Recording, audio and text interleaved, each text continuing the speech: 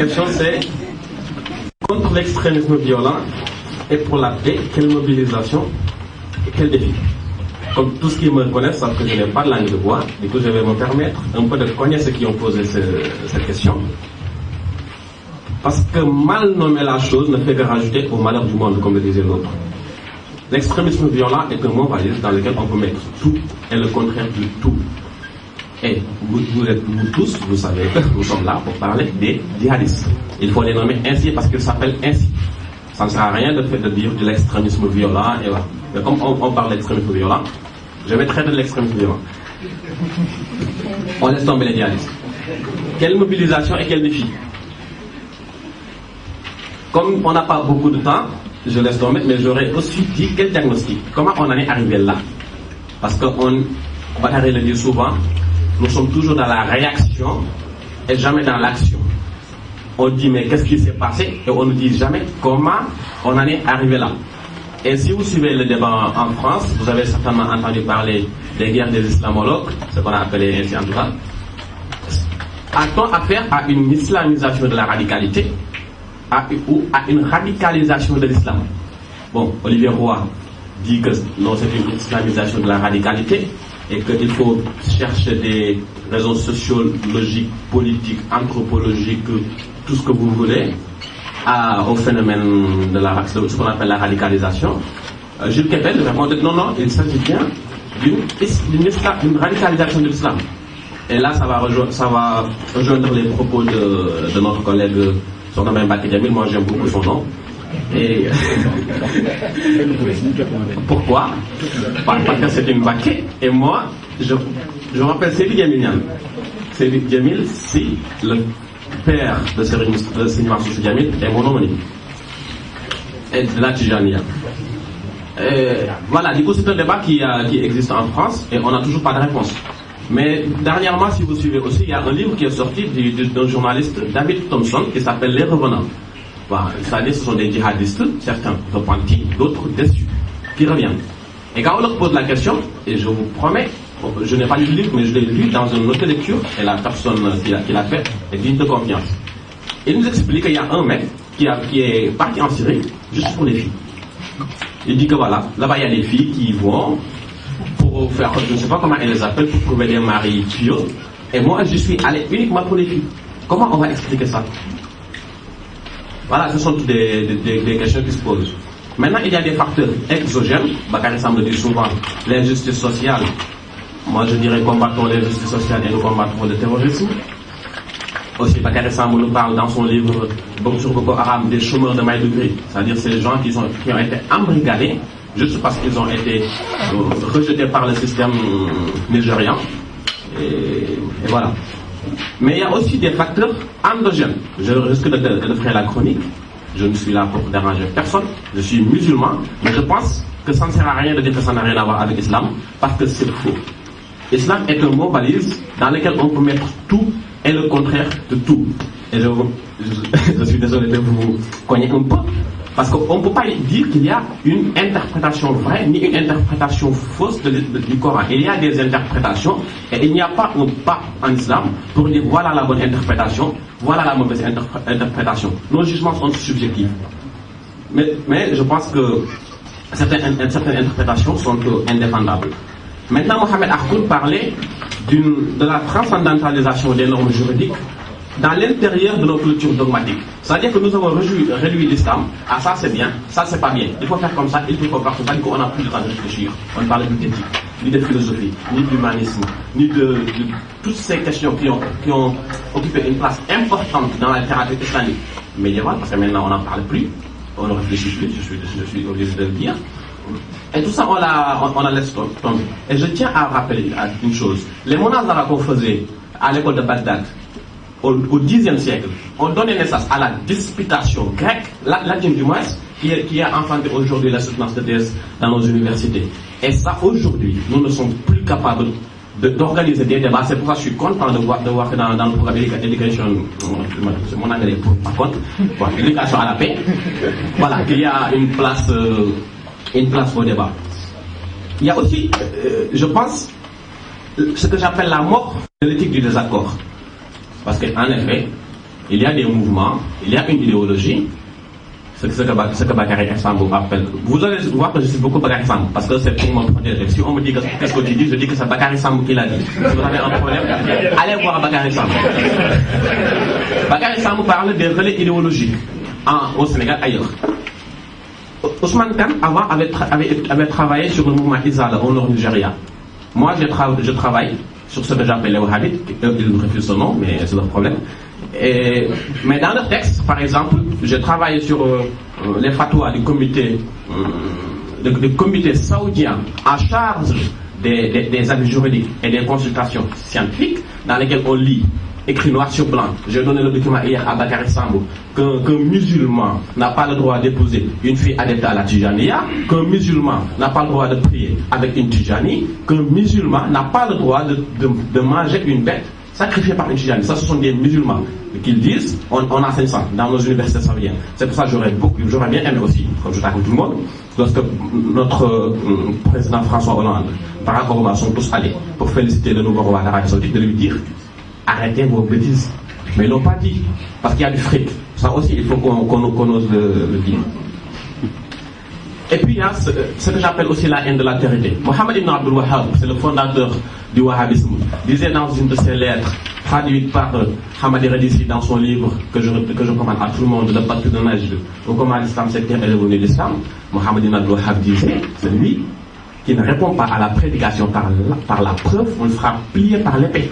Ça ne sert à rien de trouver une explication occidentalo-américano-sioniste à cette déclaration. C'est une idéologie qu'on transmet dans des manuscrits, dans des livres, dans des instituts soutenus par nos États. Comme ça, il faut le dire. Je vais citer un autre exemple pour vous dire que ça ne sert à rien, comme vous le disiez tout à l'heure, de dire que ça n'a rien à voir avec l'islam. C'est Rabi al-Madkhali. Rabi al-Madkhali est un universitaire saoudien très influent sur Internet surtout, parce qu'il y a beaucoup de disciples qui propagent son idéologie. Il dit dans un texte, si vous voulez la référence, je vous donne en arabe et en français, j'ai toutes les informations ici. Il disait, en 1999, en s'adressant à des militants du groupe salafiste pour la prédication et le combat en Algérie, il leur disait, mais si votre but c'est de lutter pour faire triompher la parole divine, Kalimatullah, vous n'avez qu'à arrêter de tuer les musulmans, et ça je vous le cite, et vous n'avez qu'à aller dans un État européen, que ce soit l'Italie, la France ou l'Espagne. Eux sont des vrais impies. Allez donc avec votre armée dans un pays impie, kafir, pécheur, par l'impiété de son gouvernement et son peuple. Pécheur par l'impiété de son gouvernement et son peuple, ça englobe tous les États laïcs, il faut le savoir. Dans le Sénégal alors. Demandez-leur de rentrer dans l'islam. S'ils acceptent que la grâce en soit rendue à Dieu, s'ils refusent, demandez-leur de payer la jizya. S'ils refusent encore, alors le djihad devient illégal. Ça n'a aucune explication sociologique. C'est du religieux produit par des savants religieux. On connaît ces savants, on connaît l'État qui protège ces savants et que nous protégeons. Bon, je ne vais pas rappeler. Ils ont des représentants chez nous. Bakary Sambou me disait hier que voilà. Mais c'est pas Bakary Sambou qui dit tout, hein. Si vous avez un problème, vous le verrez avec lui. Après, je repars en France la semaine prochaine de toute façon. Voilà. Bakary Sambou me disait hier qu'il a dit à quelqu'un, je ne sais pas s'il est ici ou là, que c'est Canal Plus qui héberge la chaîne salafiste au Sénégal, Écran. Bah, faudra que François Hollande fasse quelque chose alors s'il veut lutter contre la radicalisation. Ce qu'on appelle la radicalisation et que moi j'appelle un processus de déshumanisation. Parce que la radicalisation, comme j'aime beaucoup les mots, veut dire enracinement. Et moi je pense qu'il n'y a aucun mal dans un enracinement. Maintenant je suis content aussi de voir que mon aîné, Mme Fatou Sarsao, a parlé de ce retour du religieux. Et je pense qu'ici tous nous avons lu l'aventure ambiguë de Cheikh Hamidou Kane. Et qui pose des questions. Bah, je ne sais pas comment il a posé ces questions à cette époque, aux années 60. Mais maintenant, quand je lis, j'ai l'impression qu'il a écrit aujourd'hui ces mots. C'est-à-dire que, est-ce que nous ne sommes pas en train de payer la mort de Dieu? Cheikh Hamidou Kane le dit je pense que c'est dans le chapitre 10 qui est très philosophique, où il dit que la mort de Dieu n'est pas une condition nécessaire à la survie de l'homme. Et après, il dit que l'Occident, en annonçant la mort de Dieu, ne fait qu'annoncer sa propre mort. Est-ce que nous ne sommes pas en train de payer la mort de Dieu? Et il y a une autre citation, bon, qui n'est pas forcément d'un politologue, encore moins d'un sociologue, mais d'un panafricaniste, mais comme c'est son opinion, toutes les opinions ont le droit d'exister, c'est Guy Seba, qui dit dans son livre Black Nihilisme, ces gens-là sont dans une dimension métaphysique surhumaine, un degré de motivation inégalable, sans doute supérieur au nihilisme russe, car eux ne se contentent pas d'ôter la vie de leur ennemi, ils sont prêts pour le triomphe de leur objectif à perdre la leur. Je pense qu'il faut aussi qu'on se pose ce genre de questions sur le retour du religieux. C'est-à-dire que... il faut les poser. Ouais. Après, quelle mobilisation? C'est dommage, personne n'a parlé de l'associatif, mais comme je suis militaire associatif, je pense qu'il est très important de donner beaucoup plus d'importance aux associations qui créent du lien entre des personnes de différentes convictions. C'est très important. Parce qu'au-delà de ce qu'on appelle l'extrémisme violent, bon, pour ne pas dire djihadisme, pour ne pas fâcher quelques-uns, c'est le rapport à l'autre qui se pose. C'est pour ça que je pense que c'est très important aussi de donner plus d'importance aux associations de dialogue. Le dialogue qui est central au Timbuktu Institute, bien sûr. Bakary Samb aussi parle beaucoup de l'éducation. Oui, il faut de l'éducation. Parce que je pense qu'une personne qui lit une page d'Aimé Césaire par jour ne sera pas un crétin qui va se faire exploser. C'est important l'éducation. Et pour ça, je pense que la littérature, la poésie, tout ce qui est beau, pas uniquement l'éducation religieuse, parce que je pense aussi qu'il faut un peu, des fois, sortir de la raison religieuse. Voilà, pour des raisons, on peut en parler après. Maintenant, contre le chômage, le rapport de Timbuktu l'a montré que les gens du banlieue, de la banlieue d'Agda, quand il explique la radicalisation, pour eux, le chômage, c'est-à-dire une personne qui gagne 200 000 ne pense pas, n'a pas le temps, hein, normalement, pour se faire exploser. Et puis, oui, les justices sociales, ça c'est surtout en France, mais aussi chez nous, parce que les Wolofs pensent que c'est eux les plus... L'égalité et les justices sociales. Les Wolofs peut-être pensent être supérieurs aux autres. Au Sénégal, on a tendance à dire que nous sommes des Wolofs, les autres sont des Niaks. C'est du racisme pur et dur, il faut le dire. Et la justice sociale, l'égalité de tous les citoyens. Émile Durkheim disait, tant qu'il y a des pauvres et des riches de naissance, il ne saurait y avoir de contrat juste, encore moins une juste répartition des conditions sociales. Je pense qu'avec une juste répartition des conditions sociales, on aurait gagné beaucoup de choses. Voilà, c'est aussi contre tout l'extrémisme, toute forme d'exclusion. Maintenant, quel défi? Moi, je pense que l'enjeu, en tout cas le but, j'ai tendance à dire que le défi du XXIe siècle, c'est la réhabilitation de l'homme. Parce que nous avons perdu, nous sommes en train de perdre notre identité humaine. Comment? Par la liberté. Oui, la liberté est fondamentale.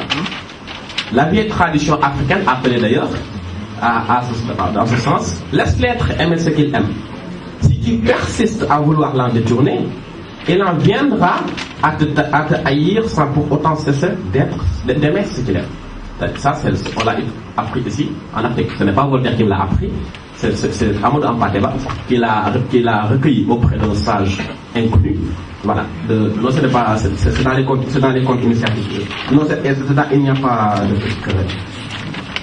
Du coup, moi je pense qu'on ne force pas une personne à être amoureuse de nous. Par expérience, je sais que si tu essayes de forcer une fille à tomber amoureuse de toi, ça ne marche pas. La religion, c'est pareil.